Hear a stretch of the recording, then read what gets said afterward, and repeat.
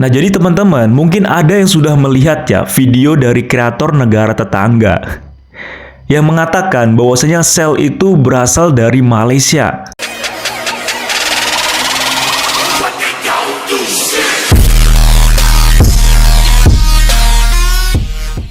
Jadi ketika di negara kita ada oknum-oknum karyawan dari Pertamina yang ditangkap, yang diduga melakukan korupsi, kemudian banyak masyarakat Indonesia yang beralih ke sel.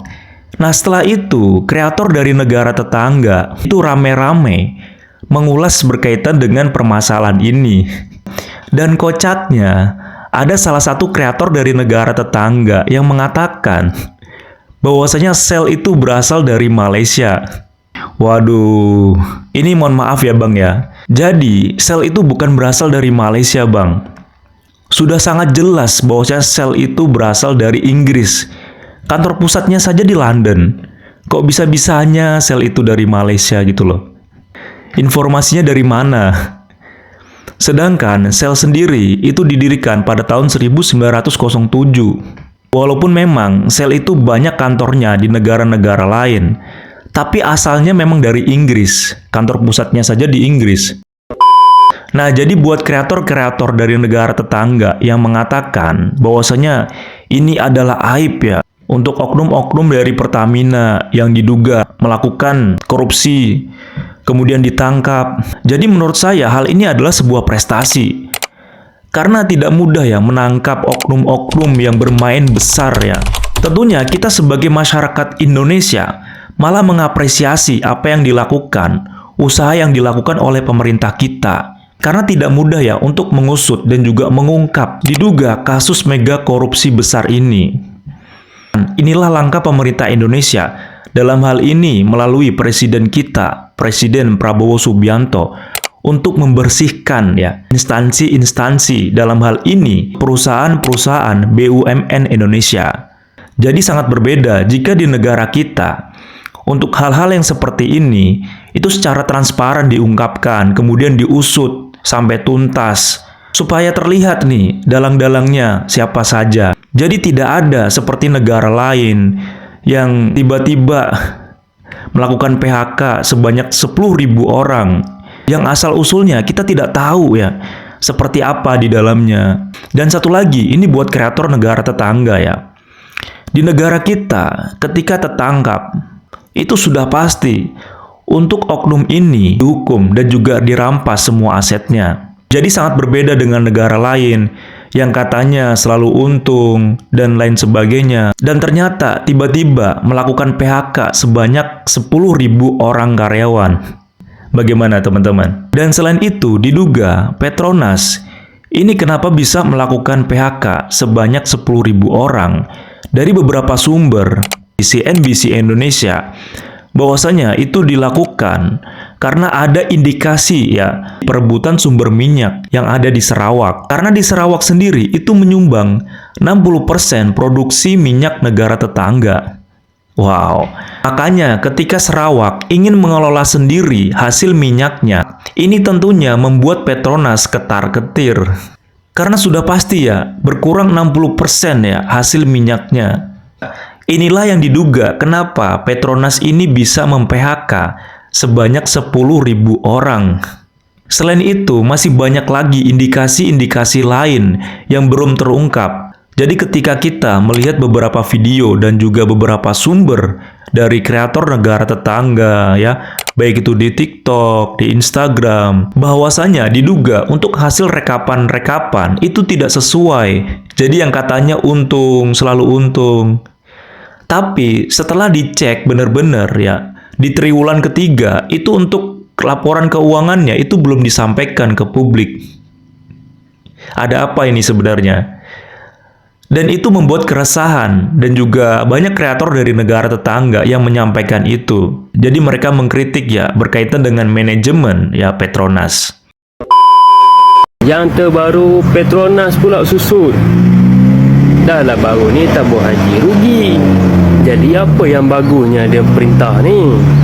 Malaysia berdepan kerugian jika biarkan Sarawak monopoli gas asli. Tuan-tuan, sekarang ni kita lihat berlaku pertikaian antara Petronas dengan Kerajaan Negeri Sarawak, Petros, di mana Petros mereka ingin mengambil alih urusan pembelian gas asli di Sarawak. Jadi tak melibatkan Petronas lepas ini. Maksud segala hasil proses jual beli semuanya gas asli akan dikawal oleh Petros, syarikat negeri Sarawak, dan mereka boleh menjual kepada syarikat daripada Korea ke Jepun ke Taiwan ke yang mengendakinya tanpa kepentingan negara. Bermaksud Petronas tidak ada hasil apa pun daripada selepas dipisahkan ini kalau sekiranya ianya berlaku.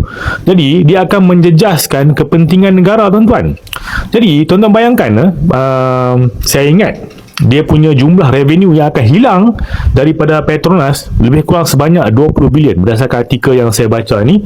Dan untuk maklumat tuan-tuan, pada tahun 2022 kerajaan Petronas menyumbang lebih kurang 50 bilion kepada kerajaan persekutuan dalam bentuk dividen.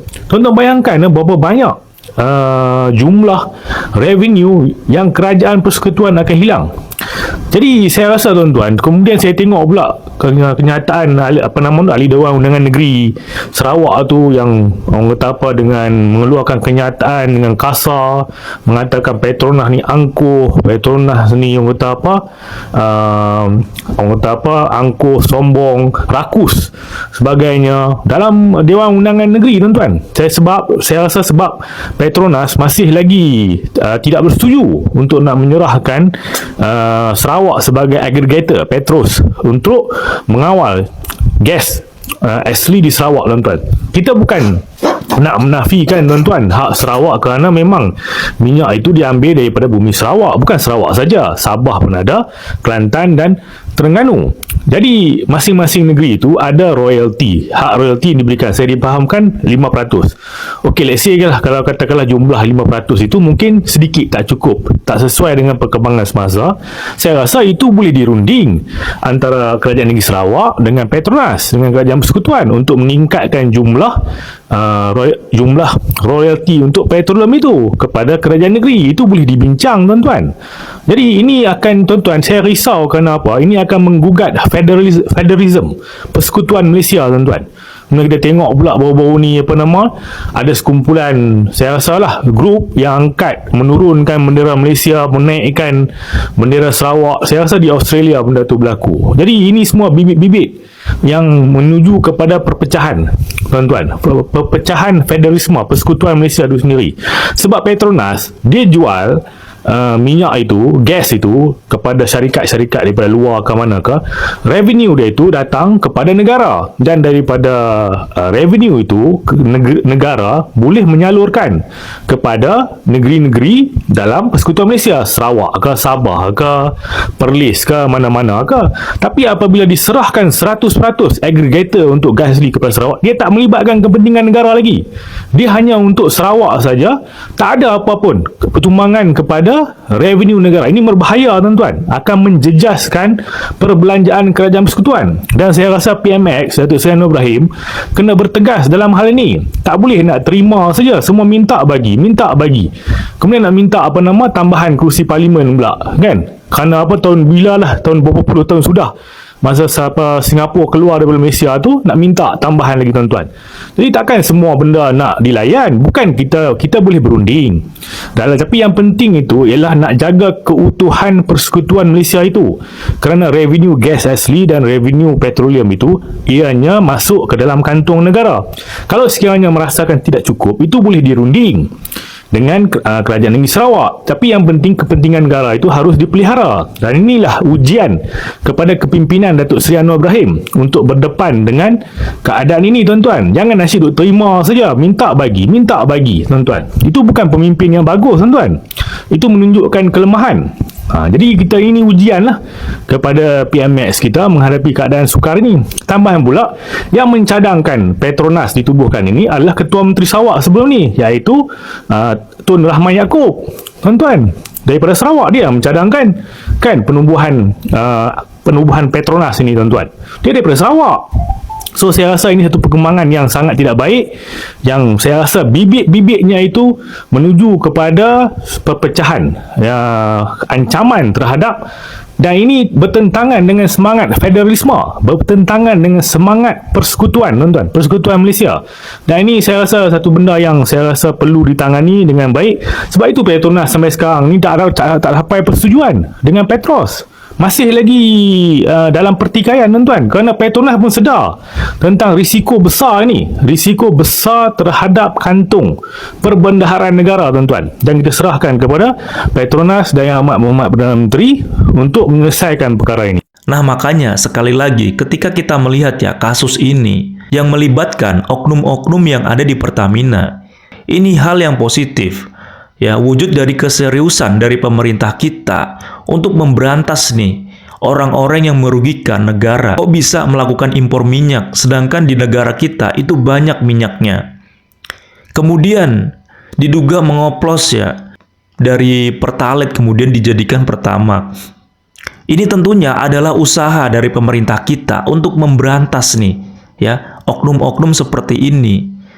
Ya, supaya untuk BUMN kita itu menjadi sehat dan tidak ada lagi mudah-mudahan oknum-oknum yang seperti ini yang merugikan negara kita. Dengan begitu, Pertamina bisa menjadi sehat dan juga bisa berkembang supaya Pertamina ini bisa membantu perekonomian negara kita di masa yang akan mendatang. Oke, itu aja informasi dari saya. Tetap semangat, pantang menyerah, tetap dukung Indonesia. Jangan lupa komen, diskusi di kolom komentar. See you the next video. Bye-bye.